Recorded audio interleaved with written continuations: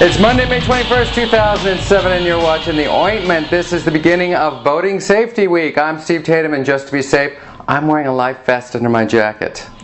Today's top story, I begin with political news. Fred Thompson, who's an actor on TV, just may be running for President of the United States. He's beginning the political debate by challenging filmmaker Michael Moore about his new documentary, Sicko. Thompson says he may have his own committee investigate Moore's trip to Cuba. And what Thompson doesn't realize, if he wants to get in this thing and he wants to debate real issues, he's going to have to begin with things that don't happen in the movies. Speaking of Michael Moore's new film Sicko, Fox News has reviewed the documentary and they have called it brilliant and uplifting. Fox News has called Michael Moore's new film brilliant and uplifting. I have some footage now of the review from Fox News. Let's take a look at it. When pigs fly, get it?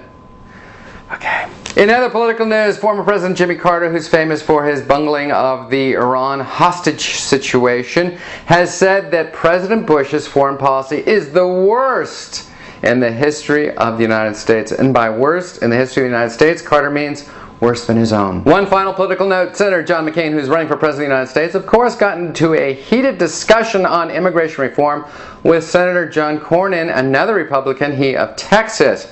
And John McCain said to Cornyn, F you, although he didn't say F, he spelled it out, and you have to wonder, given the current administration, if McCain is running for president or vice president. In art news, Elizabeth Taylor won a suit in court to keep a Van Gogh painting, or as it's pronounced, Van Gogh, if you're from Pretensia.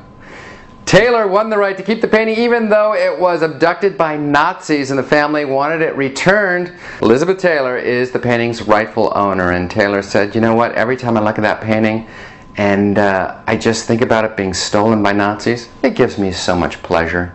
And finally, remember James Doohan? I talked about him a couple of weeks ago. He played Scotty on Star Trek. He passed away and had his ashes shot into outer space. Well, they stayed in outer space for exactly 4 minutes before plummeting to the earth and landing in a remote mountain in Mexico, which is appropriate because this was the last place on Earth that didn't receive Star Trek from a satellite.